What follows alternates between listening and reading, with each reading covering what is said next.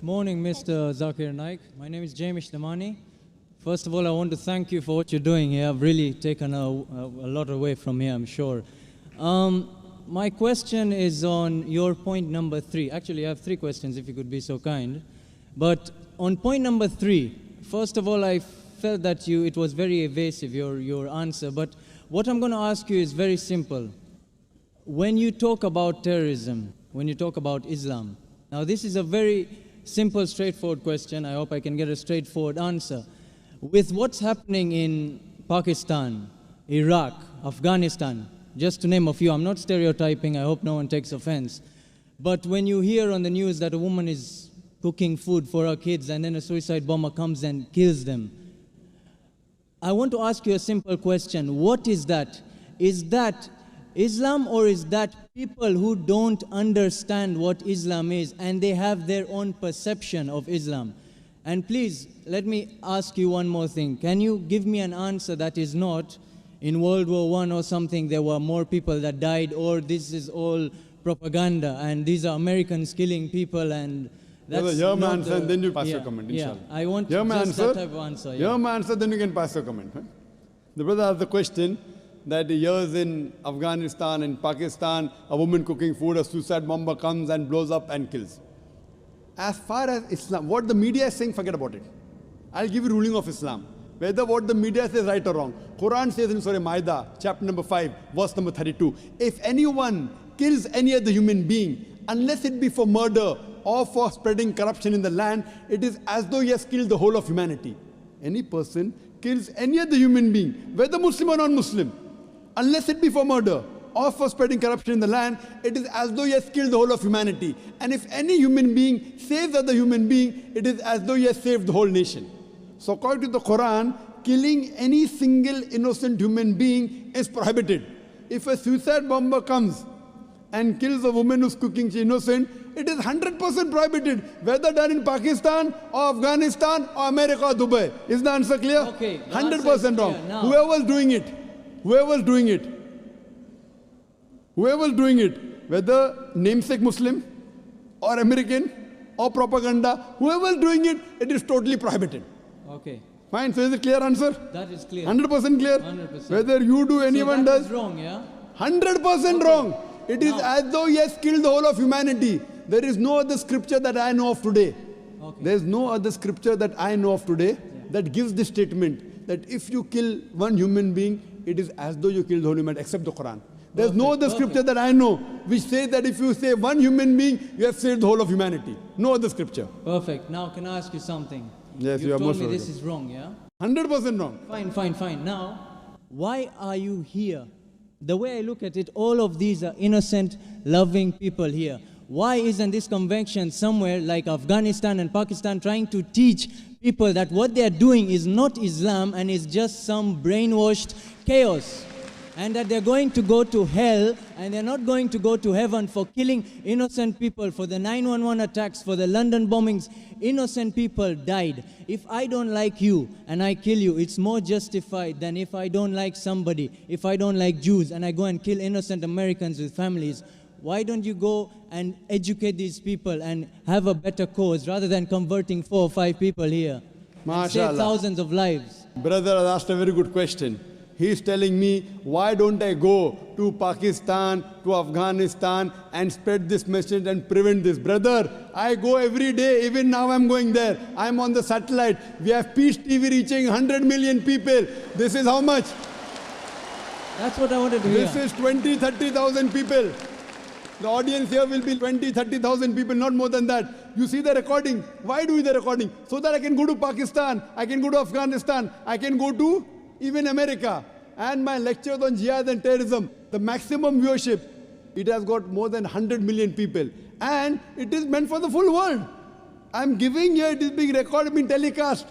The thing is, I cannot force anyone at the point of the sword accept my message. Can I force you? Am I forcing you? Yeah. Am I forcing you to accept my message? No, you're not forcing. How can I force the people of Pakistan? How can I force the people of Afghanistan? At the same time, I also tell the innocent people being killed, I agree with you. What's the numbers? You said, 4 or 5 people converting here. is better than telling that. My job is to deliver the message. فَذَكِّرْ إِنَّمَا أَنْتَ مُذَكِّرٌ. Mentioned in the Quran, Surah Ghashiyah, chapter 88, verse number 21, 22. Our job is to deliver the message. We can't convert hearts. Allah told the Prophet, you are not the manager of affairs. It is Allah who gives the hidayah. I can talk. I cannot convert. It is Almighty God who converts. I can talk. Whether they understand or not in Pakistan, it is Almighty God. Coming to a basic question. According to me, you should see my cassette. Is terrorism Muslim monopoly? Is terrorism Muslim monopoly? If you see that cassette, your mind, your vision of terrorism will improve.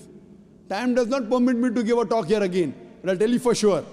According to me, the terrorists are mainly the politicians. It is they who create this. You go anywhere, you know in India, all the riots that took place, indirectly or directly, it's the politician. Babri Masjid. Why did Babri Masjid riot take place? Why?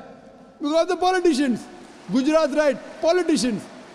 What happened about 9/11? See my cassette. It was an inside job. According to 72 scientists of America, they say 9/11 cannot be done by 19 Arabs. It's impossible. It was inside job. 72 scientists of America, not Zakir Naik. Inside job. Who did it? George Bush. Okay, then Afghanistan. Wait, let me complete my answer. Afghanistan. Thousands of people being killed. They are sending cluster bombs. Cowards there. Thousands of people. You are talking about suicide bomb? That is haram. I am not condoning it, I am condemning it. But the bigger thing to be condemned is the Americans sending their fighters in Afghanistan, killing thousands of people. In Iraq, killing thousands of people. Saddam Hussein. I am not a fan of Saddam Hussein. He has done mistakes. The people of Iraq, they were fed up of Saddam Hussein. But after America came there, they are more fed up of the American than Saddam Hussein. That does not justify, just because Saddam Hussein was bad, that does not justify America to come and take over Iraq. Why are they doing it? For the money, for the oil. What is the main interest? Is the oil. Who created Taliban? When Russia came, the Americans supported the Afghans, created Taliban. Now they want to take over, they're fighting back. Who is the creation? Americans. The biggest terrorist, according to me, in this history, George Bush.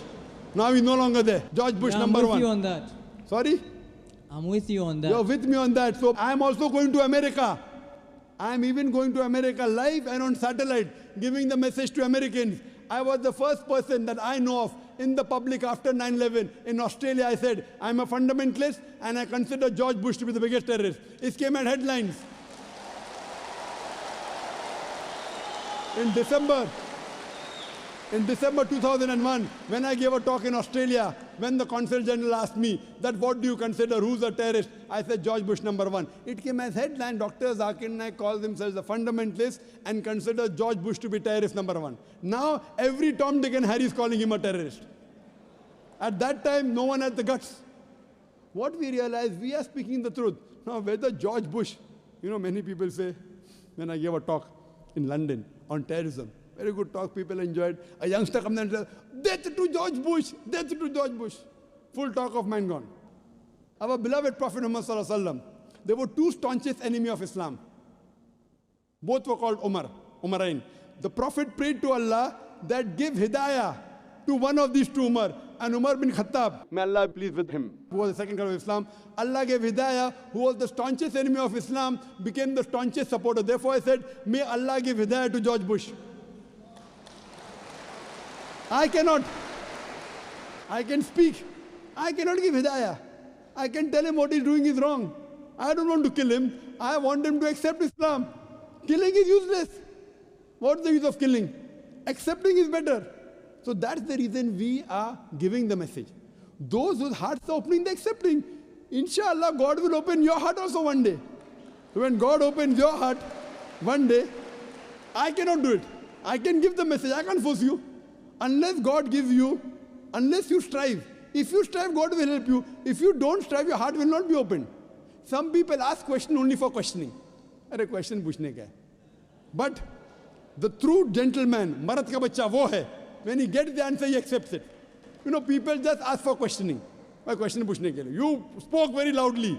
I am asking you, I gave a speech. I said so many things. Do you agree with it or not? Yes, I agree with it.